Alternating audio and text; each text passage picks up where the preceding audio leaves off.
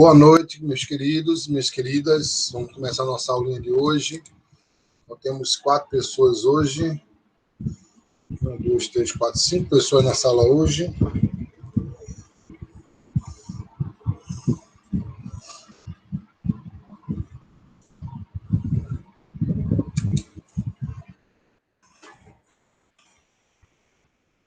Essa foi a aula passada. Esse slide.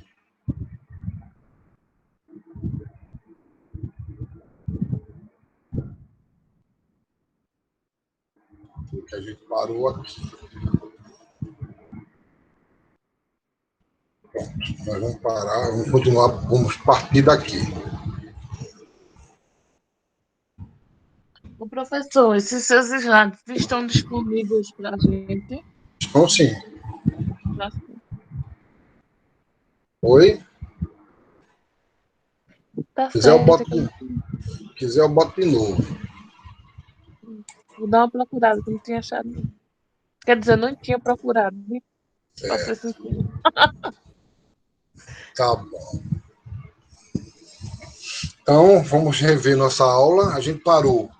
Eu queria começar falando sobre risco e incerteza. Lembrando, mais uma vez, que risco é a probabilidade matemática de ocorrer o erro, né, e a incerteza é a ausência de informações. E aí você tem que o risco tem a ver com previsibilidade e tem a ver com confiança, e a incerteza tem a ver com informações que se tem no mercado, e essas informações elas geram confiança. Por que eu começo com isso? Porque a gente vai começar a falar agora dos mercados, e os mercados que a gente conhece, que se conhece dentro do mercado, no mercado financeiro, eu preciso que vocês entendam alguns conceitos básicos disso antes de a gente passar para o próximo ponto. O que a gente precisa também saber? Existe uma ordem das operações. A gente falou isso no momento, mas foi muito rápido. Primeiro, dentro do mercado financeiro e de capitais, né? Quando a gente fala de mercado financeiro de capitais, que a gente está falando do mercado que vai transacionar moeda. Você tem a existência do agente poupador, que são os investidores, que dependem, que eles se interessam pela taxa de retorno, que é a taxa de atratividade, que também necessita de confiança. Ele precisa confiar no mercado para que ele invista nesse mercado.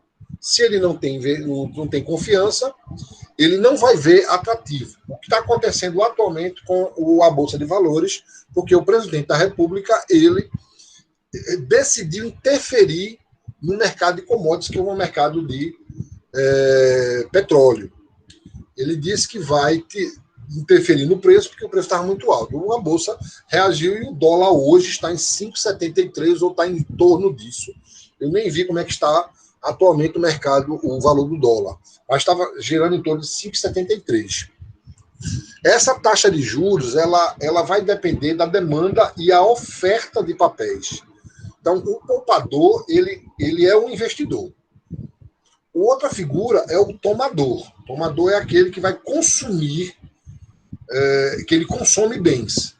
Quando ele consome bens, ele vai querer comprar esses bens. E para isso ele precisa de crédito, que vai basear na sua necessidade e utilidade. E ele não vai investir, ele vai captar recursos. Seriam os investimentos, os papéis, também não, seriam os créditos. CDC, crédito consignado, que tem zero de risco, né, porque ele é garantido. E nesse meio, entre o poupador e o tomador, você tem um agente intermediário, que são os bancos. O banco de investimento, as corretoras, que são aqueles que vão receber do poupador e emprestar ao tomador. Então, o poupador ele vai investir e o tomador vai consumir. O que vai acontecer é que o valor desse crédito ele vai depender do volume investido. Como vocês já devem saber, lembrar, tudo quando você tem uma demanda maior do que a oferta, o preço aumenta. Quando você tem a oferta maior do que a demanda, o preço cai. O que quer dizer que se o poupador diminuir esse investimento, vai ter pouco crédito para esse tomador e o pouco que tem, o preço dele vai aumentar. O que esse preço é a taxa de juros. Mais uma vez, lembrando que se houver uma fuga de capitais, que está acontecendo hoje, o valor do crédito vai aumentar. Liquidez. O que é liquidez? É a velocidade da conversão de qualquer ativo em dinheiro em espécie, em dinheiro vivo. Quando você tem um ativo, esse ativo pode ser qualquer coisa, pode ser um produto, pode ser um papel. Quando eu digo papel, são ações. E pode ser um imóvel. Quando você consegue convertê-lo em moeda em espécie, ele demonstra liquidez. E essa liquidez ela é medida em percentual de velocidade. Existem ativos que têm maior possibilidade, maior liquidez, ou maior capacidade de transformação em um ativo financeiro em dinheiro em espécie, e tem outros que têm menor velocidade. Isso chama-se liquidez. Lembra, sempre, não esqueçam, liquidez é quando você transforma, a velocidade que você transforma um ativo em dinheiro em espécie. Essa liquidez vai depender da taxa oficial do país, porque ela vai dar o custo de oportunidade desse papel, desse ativo. E é ele que vai modificar o volume de dinheiro da economia, porque quanto mais liquidez a economia tiver, quanto mais dinheiro em circulação, menor é a taxa de juros desse crédito. Quando você tem menos papel, menos dinheiro circulando na economia, você tem uma taxa de juros alta. E isso vai depender boa parte do governo. O governo ele tem o papel chamado título da dívida pública, que ele tem como parceiro e obrigatórios os bancos comerciais. Eles têm a obrigação de comprar esses papéis, parte desses papéis que o governo disponibiliza. Sendo assim, o agente, a instituição banco comercial, ele é o responsável por movimentar dinheiro na economia. É ela que dá liquidez na economia. E se o governo vende papel, ele está tirando dinheiro dos bancos comerciais e botando no lugar um papel. E esse papel, às vezes, ele tem liquidez mais baixa. Quando o governo bota papel para vender, ele obriga os bancos comerciais a diminuir a liquidez da economia, porque ele tira dinheiro em espécie em circulação na economia.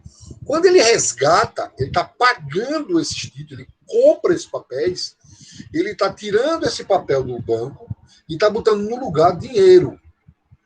Esse dinheiro ele vai fazer com que o volume de dinheiro na economia ele aumente. Quando você tem excesso de demanda, excesso de oferta de dinheiro, o crédito fica mais barato. Ela vai alterar a inflação, porque olha só a sequência. Se você tem muita liquidez na economia, você tem a tendência que você tenha um crédito barato. Com crédito barato, as empresas e os tomadores podem ser pessoa física ou pessoa jurídica, eles vão atrás dos créditos, porque o crédito está barato. E o crédito barato faz com que a captação aumente o seu volume e, se for consumidor, ele vai consumir bens. Se for pessoa jurídica, ele vai ofertar emprego. Se ele ofertar emprego, ele vai gerar renda e a renda vai gerar consumo. O que quer dizer que quando você tem um excesso de consumo na economia, você tem um aumento da inflação. Ou seja,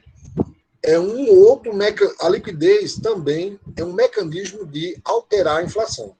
Vocês entenderam esses dois dispositivos, gente? Entenderam os dois dispositivos?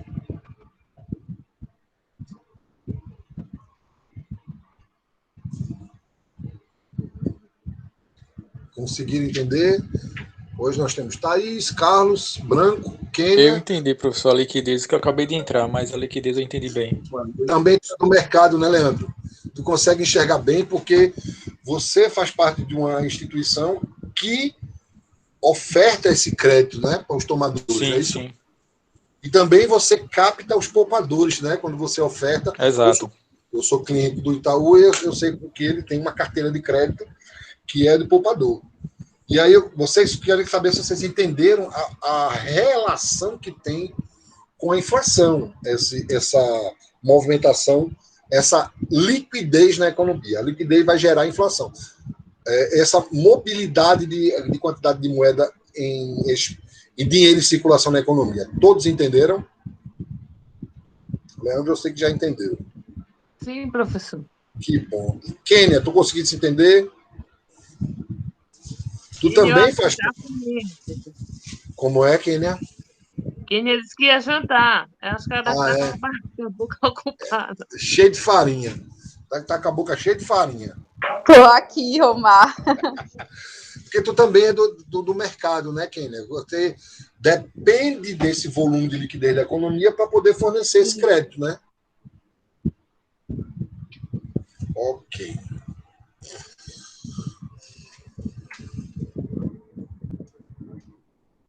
E aí as políticas que vão interferir nesse processo são política monetária, que é quando ela mexe com esse volume de moeda na economia, e a fiscal, que mexe com a parte estruturante, que tem a ver com impostos, tem a ver com a renda, e pode ser quando usa um pouco de cada uma, que a gente chama de política econômica mista.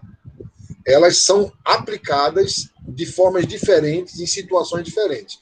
A política monetária, ela tem um efeito rápido, porém ela é muito volátil. O que quer dizer que mexer com a taxa de juros, ela vai interferir de forma automática na percepção do investidor e na percepção do tomador também, bem como do poupador. Ela vai interferir na forma e no volume de transações na economia.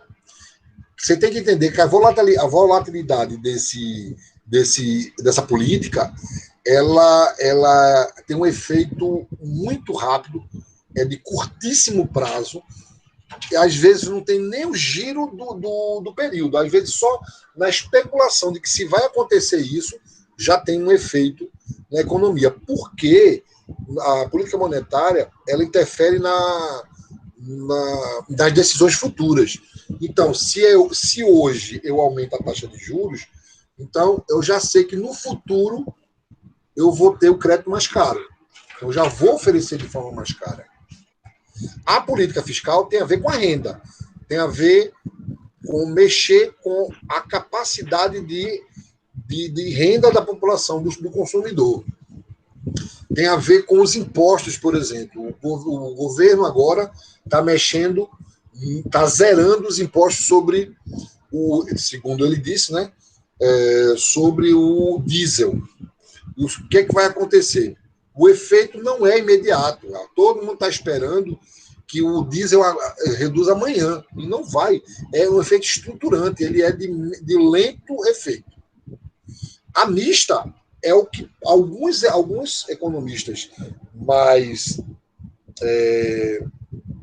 inteligentes eles fazem. Eles mexem na parte estruturante, mas eles dão um rebatimento no monetário. Então, é uma dosagem, a dosagem é o que vai dar eficiência nas políticas.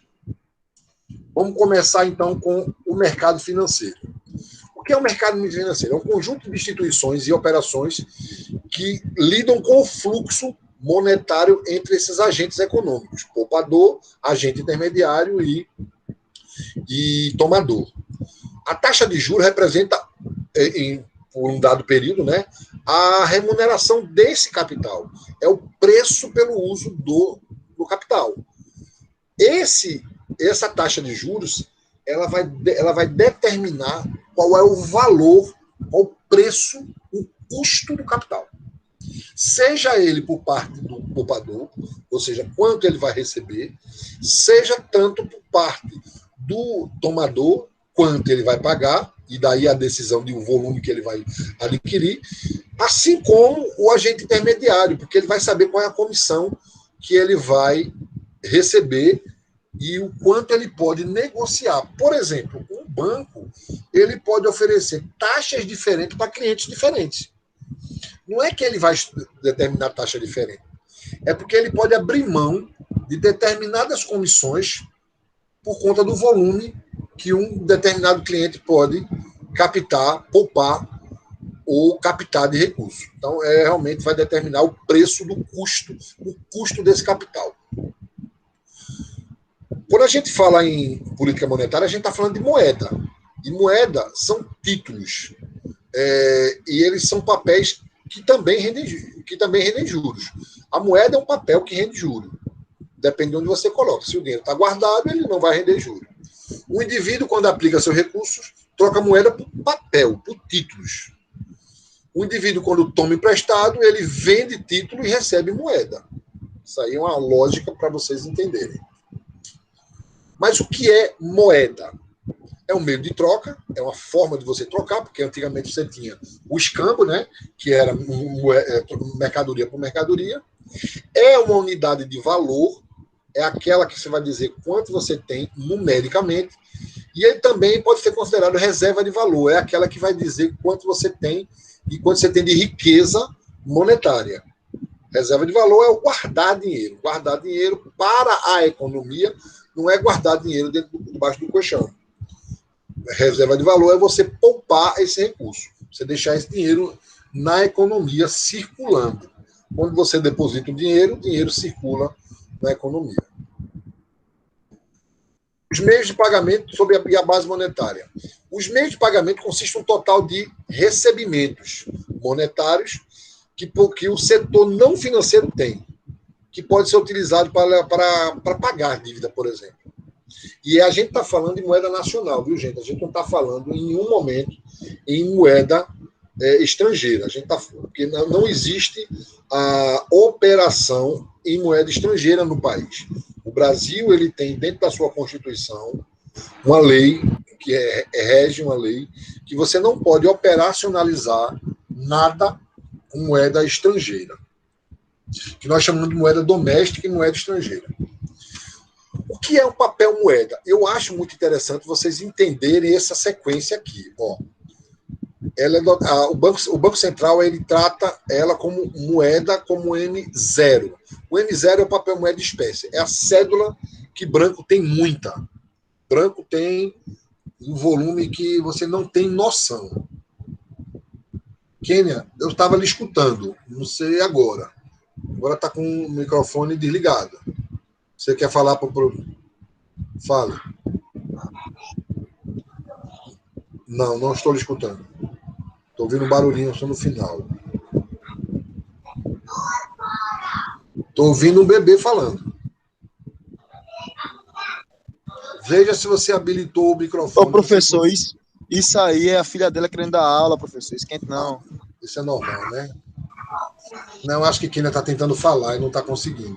O seu microfone não deve estar funcionando. O seu fone sim, mas o microfone não. Vamos continuar. Então, M0 é a moeda em espécie. É essa moeda que Kênia e Aldemir Branco têm muita. Muita. Esse é chamado M0. M1 é o papel em poder do público mais os depósitos à vista. O que quer dizer o seguinte: o M1 é o M0 mais os depósitos que foram colocados nos bancos.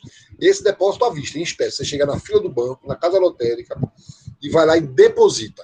Ou faz um Pix de uma pessoa para outra. Esse dinheiro depositado nas contas de todos os correntistas do Brasil, em espécie, mais o dinheiro que está em circulação no mercado, é chamado M1. O que é o M2? M2 é o M1, que já viu aqui, é o papel moeda que está com as pessoas, mais o que está depositado, mais os títulos federais, estaduais e municipais que estão no com público, quando ele compra esses papéis, são os títulos. CDB, LDB, CDI, esses papéis, mais os fundos de aplicação financeira, que são os FAFs, os FIFs, ou outros que têm várias nomenclaturas diferentes. Então, olha só o volume de dinheiro que tem na economia. É o M0, é o M1, é o M2. O M3 é todo o M2 mais o que foi depositado na caderneta de poupança. Porque o dinheiro na caderneta de poupança, ele tem como pré-requisito usar ele depois de 30 dias, porque ele só pode movimentar por 30 dias. Se tirar antes, você perde todo o rendimento. O M4 são todos esses M3. M3 é o M2, mais a poupança. O M2 é o M1 mais os títulos e fundos. E o M1 são o M0 mais os depósitos à vista. Isso são as moedas escriturais que tem na economia. Ela tem várias possibilidades, várias origens e vários destinos. Isso é o volume de moeda. E eu quero dizer para vocês que a quantidade de moeda em circulação em um país ele é constante. Não existe uma pessoa que fique rica sem que outra tenha ficado pobre. Não existe essa possibilidade. O professor, até em momento de crise, poderia-se dizer que o dinheiro em circulação é o mesmo? Porque eu penso que o dinheiro é o mesmo, só que só mudou de mãos. Isso mesmo, Carlos. Isso mesmo. Por exemplo, quem ganha na Mega Sena, ganhou agora 50 milhões, está acumulado de 50 milhões de reais. A pessoa que ganhar 50 milhões vai ficar rico. É porque várias outras pessoas ficaram pobres quando apostaram. Porque ao apostar, você abre mão de dinheiro, você joga esse dinheiro fora. É como se você pegasse um grande saco e pegasse o seu dinheiro e botasse dentro do saco e pegasse um número. Depois ele vai sortear quem vai levar o saco todo. Ou seja, várias pessoas perderam dinheiro, ficaram pobres, para uma pessoa ou menos pessoas ficarem ricas. Mas a quantidade de moeda de circulação numa economia ele é constante e fixa. Então, a gente pode dizer que quando o governo imprime nota, gera inflação, o governo é a mesma coisa que está tirando um pouquinho de dinheiro de cada um de nós. Não, ele está pegando uma cédula e botando duas no lugar. Uhum. Então, é como se tirasse um pouquinho de cada um de nós, não é isso? Mais ou menos, mas assim, entenda assim, quando ele pegasse uma cédula de 100, duas cédulas de 100 e colocasse duas de 200. Ele está colocando, ele está substituindo, quando ele imprime moeda, se ele não tirar, por exemplo, se o governo tirar um monte de cédula de R$1, de R$2, de R$5, para cada cédula de R$200 que ele coloca, tudo bem. Aí é uma coisa. Dificilmente um país faz isso. Ele simplesmente imprime moeda.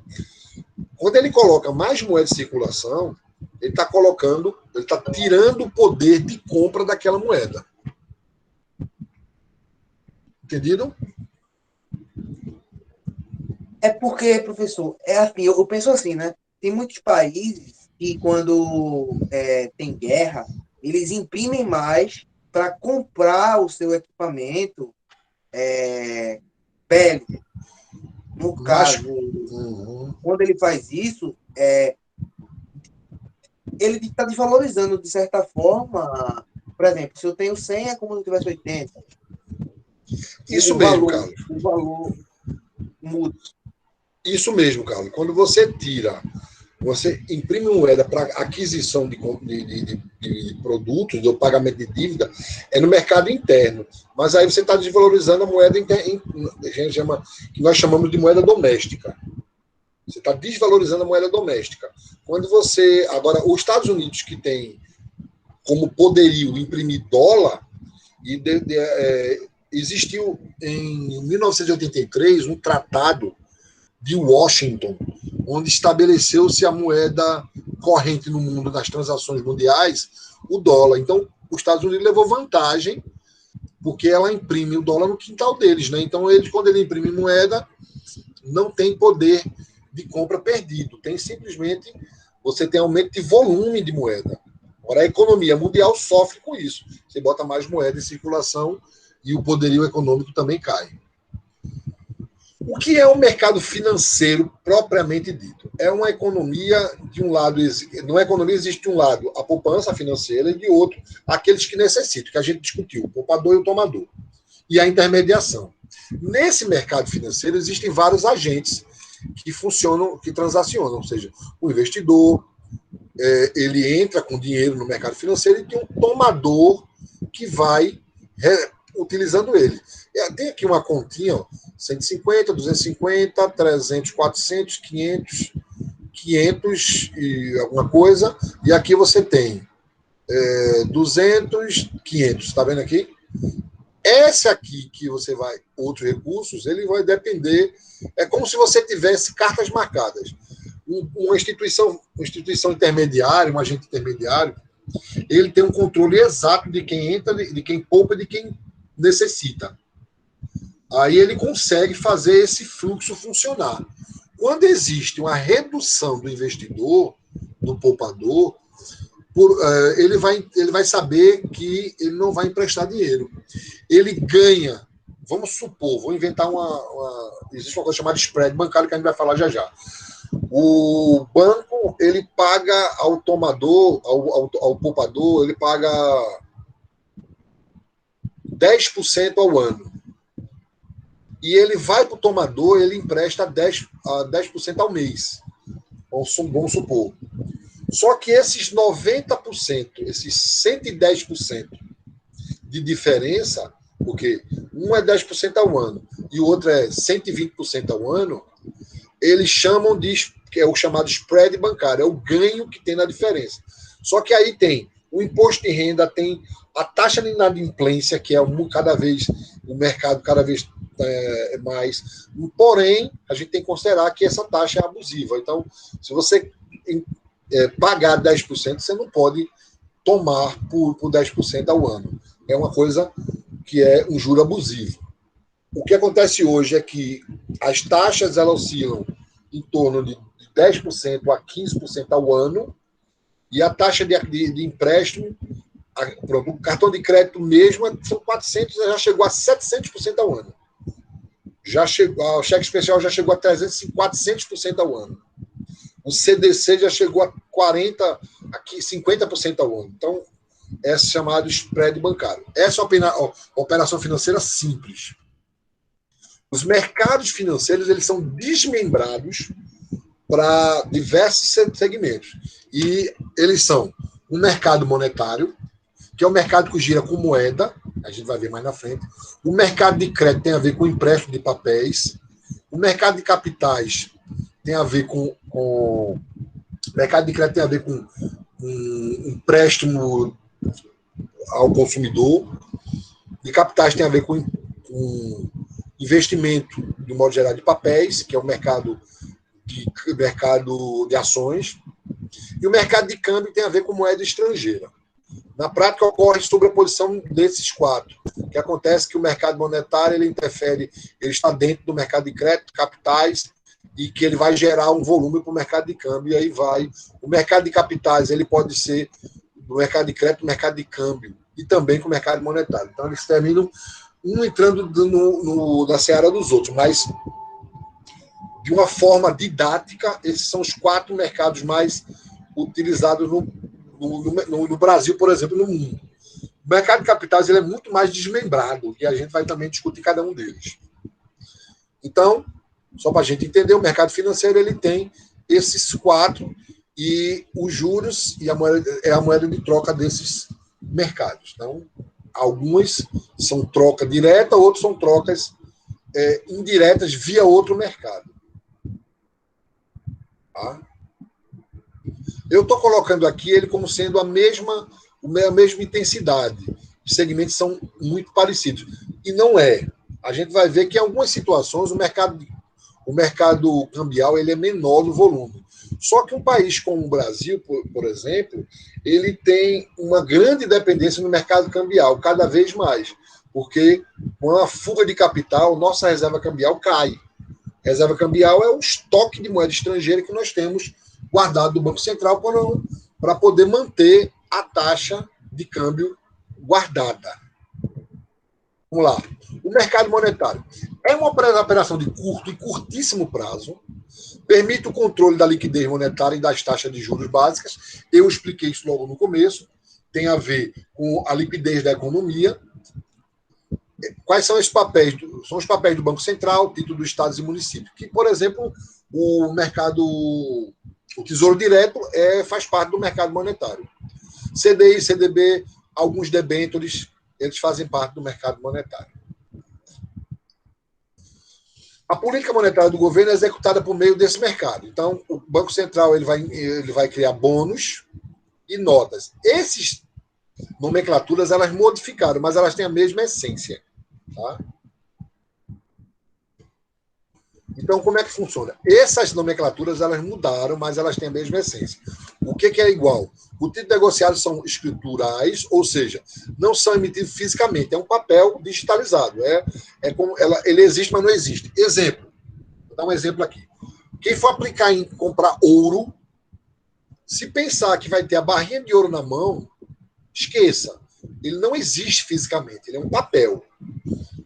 E, em função disso, exigem organizações de liquidações e transferências via Selic e CETIP, que são Selic é a taxa especial de liquidação, a taxa básica que foi criada em 79, e o CETIP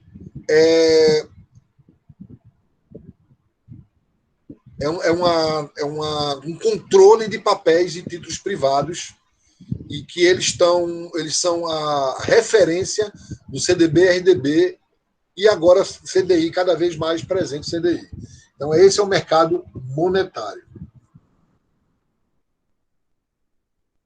Tá? A taxa Selic não existe mais overnight, mas existem. Hoje voltou, não o overnight, mas existe hoje uma taxa diária. Se você, principalmente nos bancos digitais, os bancos que são as fintechs, eles têm o FGC, que é o Fundo Garantidor de Crédito, e que garante que você, até um certo valor, você pode deixar o dinheiro parado e receber juros diários sobre isso. Esse é o mercado monetário. Eles dependem também da taxa Selic para gerar a liquidez da economia. Eu comecei a falar de moeda de novo, não sei por que apareceu aqui, deixa eu pular. Como é a configuração do mercado do sistema financeiro? Existe o banco, que é o multiplicador bancário, ele é o responsável por gerar moeda em circulação. O mercado financeiro também ele depende dessas políticas monetárias e ele faz parte do sistema financeiro nacional, que a gente vai ver mais na próxima aula. Aqui, o que é um banco garantidor, um agente multiplicador? O banco pode ofertar moeda ou papéis com liquidez alta dentro da economia. Quando o banco tem 100% desse depósito, ele não pode investir todo esse 100%, porque existe uma lei do Copom que você tem que manter 50% depositado lá, chamado, depois eu vou me lembrar, está lá no outros slides. Quando o banco empresta parte desse depósito, neste caso, a oferta monetária é afetada. Vejam, os bancos eles recebem todos os depósitos bancários, o dinheiro em espécie, aquele que você não colocou em papel, não colocou em poupança, o dinheiro está na conta, está lá o saldo. Quando os bancos comerciais eles têm o direito de aplicar esse valor que está parado. E aí, o Comitê de Política Econômica, o Copom, de Política Monetária, ele exige que você faça uma taxa de... Oh, meu Deus, como é o nome da taxa? Está lá na frente, eu quero adiantar. Depósito compulsório. E o que é depósito compulsório? Ele limita que os bancos comerciais usufruam desses valores para investimento. O que quer dizer isso? Digamos que Branco botou os seus 200 mil reais guardados. Branco não está nem na sala, tá? Isso, professor, ele botou foi de milhão, professor. Ele botou uns 2 milhões lá, 2 milhões, ele depositou lá. O dinheiro lá, 2 milhões, o banco poderia usar 100% para aplicar e ganhar dinheiro em cima. Só que o Copom ele estabeleceu, junto com que é uma comissão de política monetária, estabeleceu que esse banco só pode movimentar 50%. O resto é um depósito compulsório. Por dois motivos. Para que o banco não ganhe tanto, que já ganha muito, e para garantir que uma quebra do sistema ou do próprio banco você tenha pelo menos a metade do recurso guardado do cliente. Quais são os instrumentos de política monetária que a gente está falando? A emissão de papel moeda, só que ela é de uma forma negativa, são os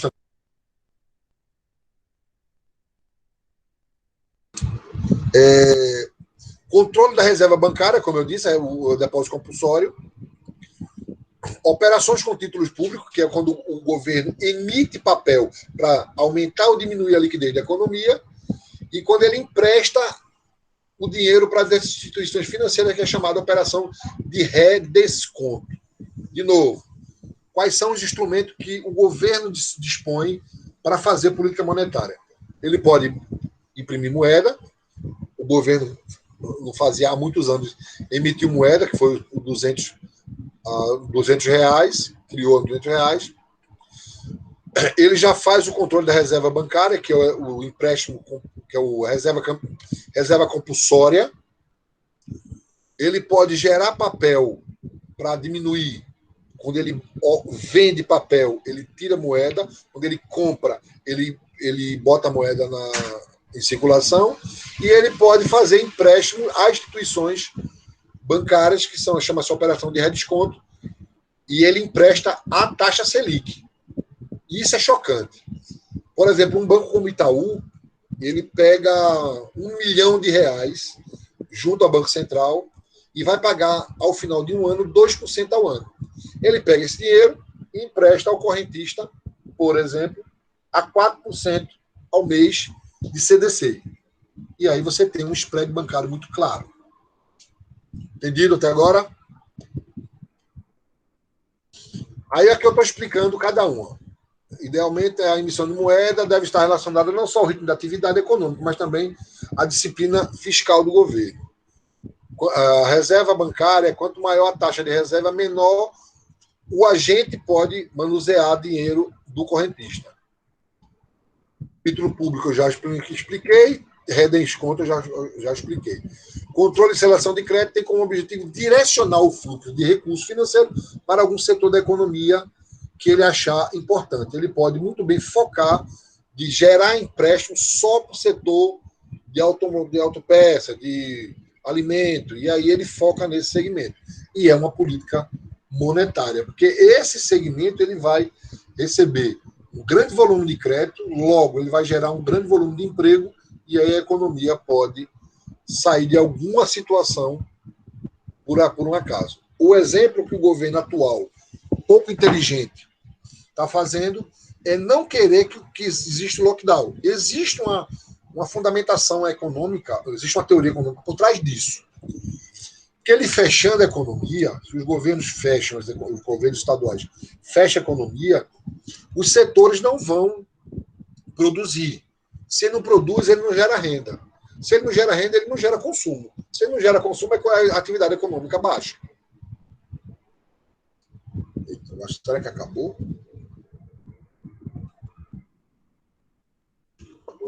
Boa noite também. Não, mas... Pois é, rapaz, essa parte... Eu não sei onde foi parar. Essa outra parte aqui. Deixa eu só ver aqui, está na aula 2. Até agora, vocês conseguiram entender, gente? Sim, professor, estou entendendo direitinho. Sim.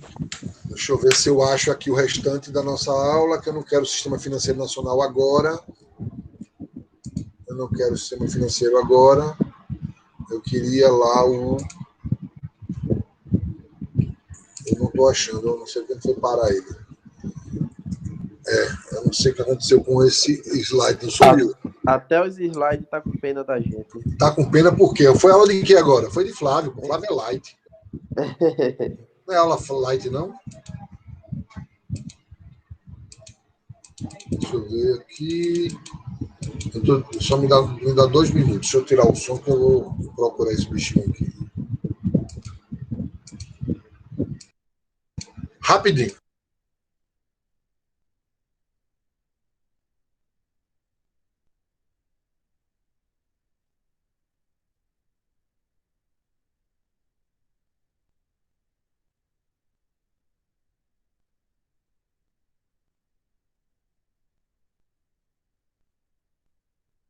Baixa a mão, Xexo.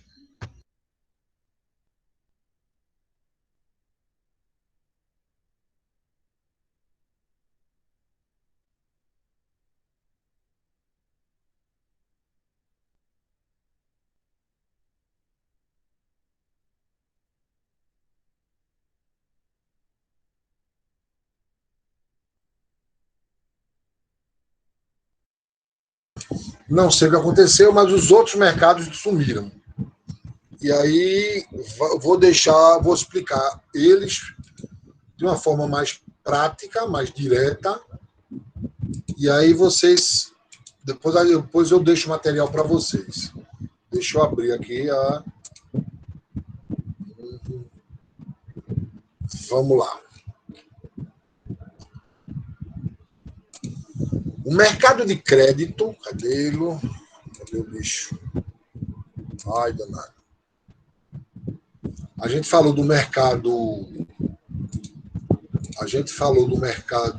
monetário. O mercado de crédito é um mercado cuja operação. Eita lá. Tá difícil aqui.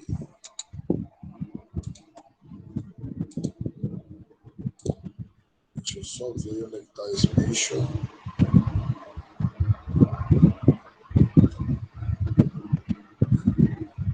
Vamos lá. Vamos lá. O mercado de crédito é uma operação que lida com empréstimos, de um modo geral, que é o crédito disponível no mercado. Esse mercado é responsável pela relação entre o poupador e o tomador, chamado política de crédito porque ele gera empréstimo. O mercado de capitais é um mercado que vai lidar com os papéis tem a ver com a produção nacional do país. Tem a ver com, por exemplo, o mercado que vai transacionar com commodities, com debêntures, com mercados agrícolas, que são mercado a termo, e mercado de futuro, de bolsa de mercadoria futuro, que são as operações do setor agrícola, de um modo geral, os debêntures.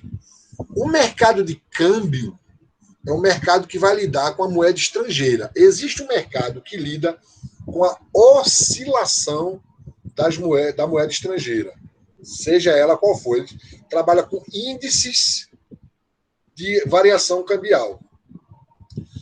O mercado de ações ele está englobado em todos esses, porque ela é um mercado onde vai gerar papéis de vários mercados.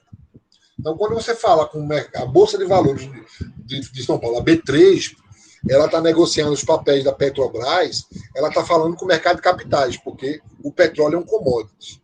Quando ela está falando da Magazine Luiza, está falando com o mercado monetário. Quanto mais se compra, mais o poderio dessa empresa aumenta e as ações elas aumentam. Quando fala do câmbio, quando aumenta ou diminui, tem gente que comprou papel moeda, que investiu, apostou que o dólar ia aumentar e comprou abaixo. Então é assim, comprou papéis, chama swap, comprou papéis a R$5 e hoje ele está vendendo a 5,70.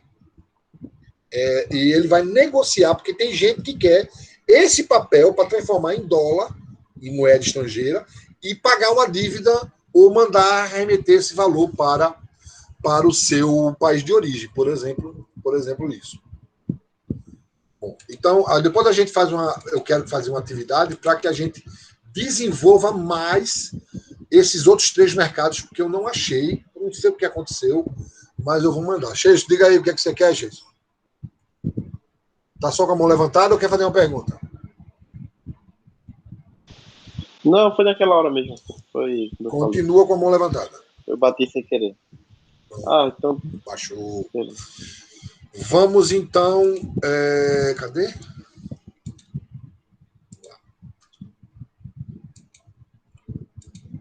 Eu quero agora discutir com vocês algumas questões mais técnicas.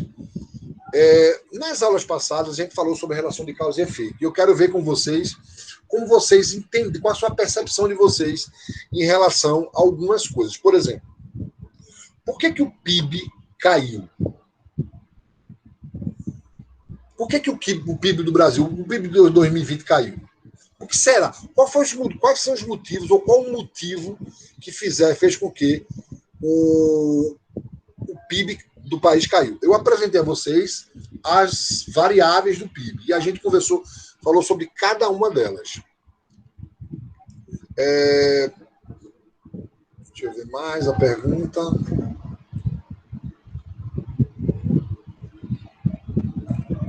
E a outra pergunta que eu quero fazer a vocês, se vocês entenderam o efeito da taxa de juros na relação do investidor. Então, eu tenho duas perguntas para vocês me tirarem. Eu quero discutir com vocês exatamente uma delas, que é por que o PIB brasileiro caiu. O PIB de 2020 ela teve uma queda de 4,4% em relação ao ano de 2019, que já foi 1,3% em relação a 2018. Então, o PIB de 2019 aumentou 1%, 1,2%, 1,3% em relação a 2018. Em 2020, ele caiu do 4,4% em relação a 2019. Aí eu quero questionar com vocês, baseado nas causas de causa e efeito, o que será? O que vocês acham? Aqui ainda é especulação. Depois a gente vai atrás de algumas respostas teóricas. Mas hoje, o que vocês acham que o PIB caiu? Ô, professor, E, João? tem alguma coisa a ver com as indústrias de eletricidade, gás, água, atividade da moeda, o dólar ter muito aumentado e poucas relações internacionais, resíduos, essas coisas? Bom, você está tirando um bocado de alvo. Eu queria que você... Veja, aqui a gente não está... São duas coisas que eu quero falar, JP. Aqui eu não tenho... Eu vou ensinar vocês. Então vocês podem especular e dizer o que acha. Se estiver errado, eu conserto. Se estiver certo, eu confio. Segunda, que é uma relação macroeconômica, não é uma relação microeconômica. Quando você fala de empresa, você fala do setor tal, a gente está falando de microeconomia. A gente está falando do agente de forma individual. A gente está falando da economia como um todo. Então, a indústria como um todo, os consumidores como um todo. Entendi, professor. Entendeu? Então, diga lá, o que vocês acham? Bora aí, galera. Reage aí, galera. Eu acho que a crise impactou na indústria, no comércio, dessa forma gerando desemprego,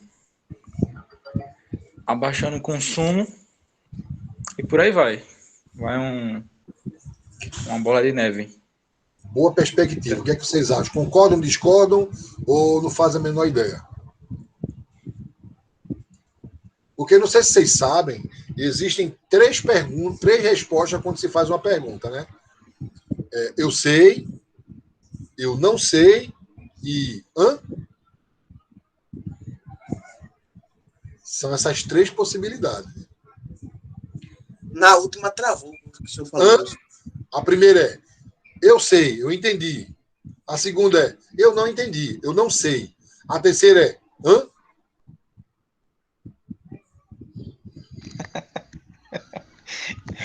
Talento, calma. Esse quer dizer, nem a pergunta eu sei o que eu sei fazer. Eu quero deixar vocês aptos para eliminar esse Ô, professor, Diga lá, JP. já no caso do setor agrícola, a gente viu que teve uma alta imensa de 2019 e 2020. Então, isso segura um pouco a queda do PIB? Claro. Segura, né? É o responsável, porque é um setor que ele permeia os dois ambientes da economia, tanto o ambiente interno como o ambiente externo. Tô entendendo. O que aconteceu com a alta do arroz, por exemplo, pegando o arroz como exemplo, é que ficou mais interessante, com o dólar alto, mais interessante vender para fora do país do que para o mercado interno. Mercado interno. Mesma coisa com a laranja, né? Mesma coisa com a laranja, mesma coisa com o óleo, a soja aumentou bastante. Agora também a gente se fudeu na parte do trigo, né? Porque a gente Todo depende seguinte. de fora para pegar trigo para aqui. Aí farelo de trigo deu um pipoco, milho deu um pipoco. E a gente tem que saber que a gente produz 80% do trigo da América do Sul. Só que nós temos uma parceria com a Argentina, que a gente compra o trigo deles. Foda. Já a carne, a gente tinha a carne aqui no preço e faltando carne em todo lugar. E a Argentina teve uma falta de carne grande. E isso acho que ainda segurou muito o PIB para não cair, senão teria caído mais, né? Por que será que a carne aumentou tanto? Porque, A ração aumentou, né? não, também, porque estava muito mais interessante vender em dólar para fora do país do que vender no mercado interno. Exato. Ô, professor, Fala. em Fala. questão também assim da procura por esse produto, que, por exemplo, o arroz é um produto básico do brasileiro. Aham. A demanda também interferiu nessa, por exemplo, o dólar também, mas a demanda, a procura por ter mais dinheiro na economia, tipo o auxílio emergencial, as pessoas estavam comendo mais, digamos assim, né? Eu vou responder a tua pergunta com outra pergunta. Você comeu mais arroz? Você come mais arroz? Você é maranhense? Não, mas eu estou dizendo assim, eu acredito que eu não sei se está correto, mas esse dinheiro injetado na economia, de um certo Então, modo, melhorou, sei lá, a claro, alimentação de algumas pessoas. E teve uma maior certo, procura para esse produto básico. totalmente. Mas o feijão devia aumentar junto, o macarrão devia aumentar, o cuscuz devia aumentar tanto quanto, Tô entendendo. o ovo devia. Ou seja, ninguém comeu mais arroz. Ou a gente está com uma leva de oriental aqui no país e maranhense, né? Sim, Ou a explicação não é basicamente essa, é outra, não ser essa. Agora, o que eu estou vendo é Leandro e JP falando, Branco está nas intervenções e o resto ou não entenderam, ou entenderam bem, ou qual é a terceira? Hã? Hã? Eu acho que é isso que a galera está sentindo. Porque o que eu quero deixar preparado para vocês, eu sempre começo falando a parte teórica e depois vou para a parte de causa e efeito. Sempre teremos esses dois viés. E é claro, vou considerar que vocês estão vindo de uma aula, né? Dar o segundo horário sempre é mais pesado, por isso que eu procuro filtrar a maior quantidade de material possível e dou isso em informação mais mastigada para vocês, porque a aula é de 30 horas só e se eu desse o nível de exigência que a ementa pede, eu tiraria daqui vários economistas e operadores de bolsa de valores, mas o que eu quero ter aqui são gestores que saibam tomar decisões no ambiente financeiro. Então vocês precisam entender as relações de causa e efeito, todas as relações de causa e efeito. Se eu voltar lá, se eu conseguisse achar aqui rapidamente o PIB, deixa eu ver se eu acho. Eu botaria para vocês verem e a gente tomava essa decisão de qual é a variável. Cadê ela? Eu acho que é a última aqui, achei. Deixa eu colocar aqui para vocês, para a gente tomar essa decisão.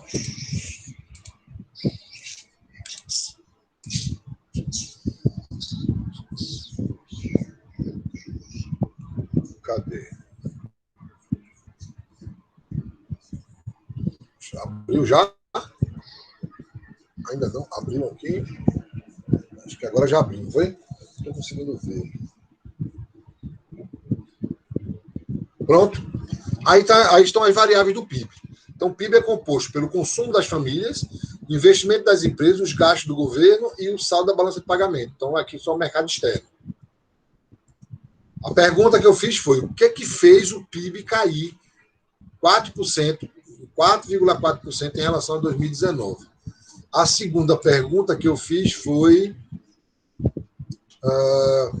qual é o efeito da taxa de juros na economia? Isso eu falei ainda hoje.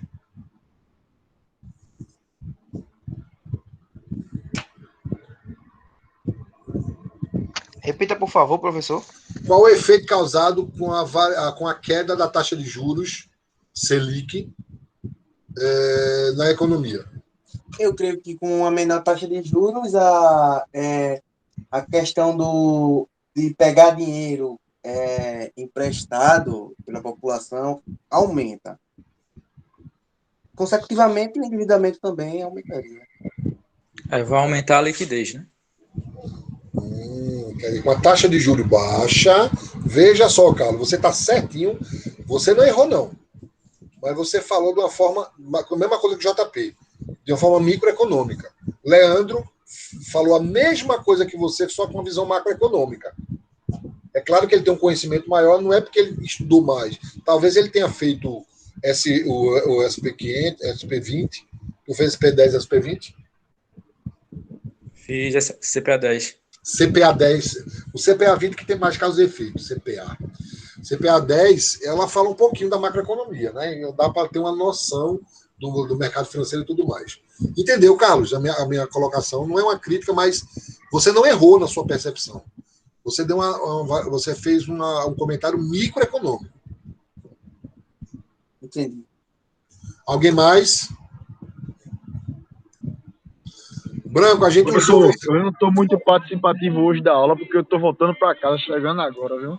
Mas eu estou escutando aqui tudo direitinho. A gente falou de você hoje, viu? A gente falou quando você fez um depósito. Eu falei de 200 mil, aí falaram que você dá coisa de milhão que você deposita. Olha, chegando. Salário de jogador é alto, bicho. Voltasse a jogar, homem? Tô operando meu joelho próxima semana. Próxima semana não, professor. Acho que próximo mês. Vai depender aqui que o médico falar, viu? Vai jogar no Vitória ou no Veracruz? Desde que eu conheço o Branco, aquele dia que vai operar esse joelho pra jogar. Bola agora só pra me divertir mesmo. Já ganhei a faculdade. Já rodei o que eu tinha de rodar. Agora só por aqui mesmo. Fala aí, Gesso. Eu não vi, não. Desde que eu conheço ele, que ele tá com esse migué aí de que vai operar o joelho pra jogar, vai acabar a faculdade. Tá só fazendo migué pra terminar a faculdade. É uma doença, poxa. Faz 3 anos que ele vai operar esse joelho. Não, então, o nome da doença é miguelite aguda. Mas eu sou exemplar, professor, viu? Eu sou exemplar. Agora, vê só. As pessoas que eu esperava falar mais não estão falando. Emily, Kênia, não estão falando. Josenildo não está falando. Ô, professor, O... eu cheguei na metade da aula, aí eu tô só mais ou menos por aqui hoje. Como diz o Matuto, Urubu Vi você hoje, viu, Emily? Vi você hoje, Vitória. Viu? Perdida não. Ah, foi? Foi, do lado do posto, ali perto do shopping. Gastando muito. Foi tu que buzinasse pra mim, não foi? Mas aí a carreira dela tá engrenada, né? Como Supergirl. Já tá certo, já. A Marvel já contratou. Já, né? Não é Eu Supergirl, não. Super Marvel no meio da rua. Ai, doido! E ela nem olhou, professor. É porque ela tá acostumada já. Eu não vi, não. Sorte dela. Kênia. Já terminou de comer, já tá com a boca melada de farinha, já limpou. Ela não tá conseguindo falar, né? E aí, pronto. A aula da gente hoje, infelizmente, ficou comprometida porque eu perdi o slide. Mas eu vou fazer uma atividade com vocês, vou liberar agora para liberar vocês. Isso vai cair na prova. Esse nível de pergunta que eu vou deixar na atividade é o nível que vai cair na prova. Vou deixar vocês por meia hora respondendo a questão, tá? Deixa eu liberar aqui. Deixa eu liberar a atividade, que era para liberar daqui a 10 minutos ainda. Me ajuda essa questão aí, professor, pelo amor de Deus. É só responder. Ela vale, deixa eu ver quanto. Vale até um ponto extra. Pronto, a atividade está liberada. É só vocês fazerem, responder a chamada e preparar para a semana que vem a atividade de fixação valendo nota. Parte da nota da primeira unidade. Combinado? Show de bola, professor. Já estou respondendo ela aqui já. Ok. Ok, pessoal. Pelo amor de Deus. Até a semana que vem. Olá, professor. Fique com Deus. Fique com Deus também.